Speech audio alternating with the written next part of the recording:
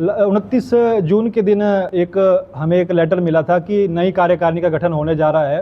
तो जैसे ही हम करीब 10 बजे के करीब वहाँ मीटिंग हॉल में जब पहुँचे तो हमने वहाँ का जब एक रूपरेखा देखी कि वहाँ पे जो चुनाव कंडक्ट करवा रहे थे वो जैसे ही उसमें दो नाम नॉमिनेट हुए थे, एक लक्ष्मण दास जी का जो मेरे साथ बैठे हुए हैं और दूसरे श्री वेद प्रकाश जी का।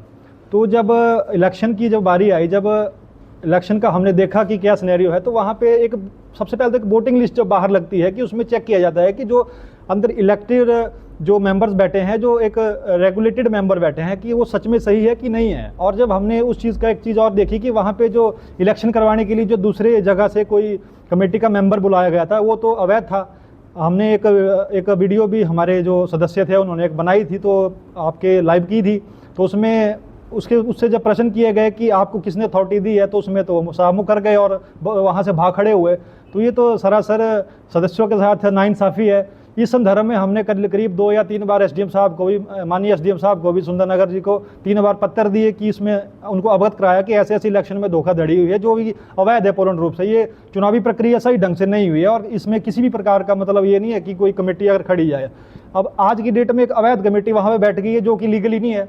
और अभी 3-4 तारीख को हमने सुना है, कल या परसों एक शिव मंदिर कमेटी में महापुराण की कथा होने जा रही है, वहाँ पे करीब 8-10 लाख रुपए का खर्चा आएगा। तो कल को मान लो ये कमेटी अपने उस आय व्यय करती है अपने अकाउंट से, तो उसके लिए कौन जिम्मेवार है कल को? फिर हम वो जवाब मांगा जाता है एसडीएम साहब से ना। तो अंत में हमने क्या किया, फिर हमें तो माननीय उच्च न्यायालय श्री शिमला हाई कोर्ट का ही दरवाजा खटखटाना पड़ा। अब यहाँ पे तो हमारी कोई सुनवाई नहीं हो रही है।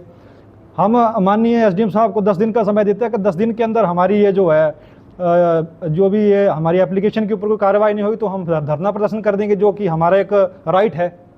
तो ये मैं एक पत्रकार वार्ता के माध्यम से समस्त जनता को बताना चाहता हूं कि, और ये एसडीएम साहब को बताना चाहता हूं कि इसके ऊपर जल्दी से जल्दी कोई निर्णय लिया जाए, ताकि जो हमारे रुष्ट जो भी रोष, जिनको रोष मेंबरों में जो भी रोष है, वो पूर्ण रूप से एक संतुष्ट कार्रवाई हो सके और इस इलेक्शन को दोबारा एक बार चलाया जाए, वो भी सभी की सहमति से। तो हम ये चाहते हैं कि एसडीएम साहब अपनी या किसी अपनी ड्यूटी या उनकी किसी अध्यक्षता में ये चुनाव एक बार पुनः किया जाए। ये मेरा निवेदन है। जय हिंद, जय भारत। 29 जून के दिन हमें एक लेटर मिला था कि नई कार्यकारिणी का गठन होने जा रहा है। तो जैसे ही हम करीब 10 बजे के करीब वहाँ मीटिंग हॉल में जब पहुँचे तो हमने वहाँ का जब एक रूपरेखा देखी कि वहाँ पे जो चुनाव कंडक्ट करवा रहे थे वो जैसे ही उसमें 2 नाम नॉमिनेट हुए थे, एक लक्ष्मण दास जी का जो मेरे साथ बैठे हुए हैं और दूसरे श्री वेद प्रकाश जी का। तो जब इलेक्शन की जब बारी आई, जब इलेक्शन का हमने देखा कि क्या सिनेरियो है, तो वहाँ पे एक सबसे पहले तो एक वोटिंग लिस्ट जब बाहर लगती है कि उसमें चेक किया जाता है कि जो अंदर इलेक्टेड जो मेंबर्स बैठे हैं, जो एक रेगुलेटेड मेंबर बैठे हैं, कि वो सच में सही है कि नहीं है। और जब हमने उस चीज़ का एक चीज़ और देखी कि वहाँ पे जो इलेक्शन करवाने के लिए जो दूसरे जगह से कोई कमेटी का मेंबर बुलाया गया था वो तो अवैध था। हमने एक वीडियो भी हमारे जो सदस्य थे उन्होंने एक बनाई थी, तो आपके लाइव की थी। तो उसमें उससे जब प्रश्न किए गए कि आपको किसने अथॉरिटी दी है, तो उसमें तो साहब मुकर गए और वहाँ से भाग खड़े हुए।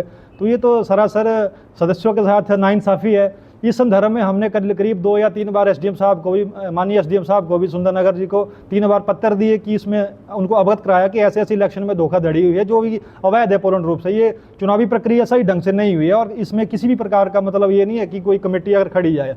अब आज की डेट में एक अवैध कमेटी वहाँ पर बैठ गई है जो कि लीगली नहीं है। और अभी 3-4 तारीख को हमने सुना है, कल या परसों एक शिव मंदिर कमेटी में महापुराण की कथा होने जा रही है, वहाँ पे करीब 8-10 लाख रुपए का खर्चा आएगा। तो कल को मान लो ये कमेटी अपने उस आय व्यय करती है अपने अकाउंट से, तो उसके लिए कौन जिम्मेवार है कल को? फिर हम वो जवाब मांगा जाता है एसडीएम साहब से ना। तो अंत में हमने क्या किया, फिर हमें तो माननीय उच्च न्यायालय श्री शिमला हाई कोर्ट का ही दरवाजा खटखटाना पड़ा। अब यहाँ पे तो हमारी कोई सुनवाई नहीं हो रही है। हम माननीय एसडीएम साहब को 10 दिन का समय देते हैं कि 10 दिन के अंदर हमारी ये जो है जो भी ये हमारी एप्लीकेशन के ऊपर कोई कार्रवाई नहीं हुई तो हम धरना प्रदर्शन कर देंगे, जो कि हमारा एक राइट है। तो ये मैं एक पत्रकार वार्ता के माध्यम से समस्त जनता को बताना चाहता हूं कि, और ये एसडीएम साहब को बताना चाहता हूं कि इसके ऊपर जल्दी से जल्दी कोई निर्णय लिया जाए, ताकि जो हमारे रुष्ट जो भी रोष, जिनको रोष मेंबरों में जो भी रोष है, वो पूर्ण रूप से एक संतुष्ट कार्रवाई हो सके और इस इलेक्शन को दोबारा एक बार चलाया जाए, वो भी सभी की सहमति से। तो हम ये चाहते हैं कि एसडीएम साहब अपनी या किसी अपनी ड्यूटी या उनकी किसी अध्यक्षता में ये चुनाव एक बार पुनः किया जाए। ये मेरा निवेदन है। जय हिंद, जय भारत।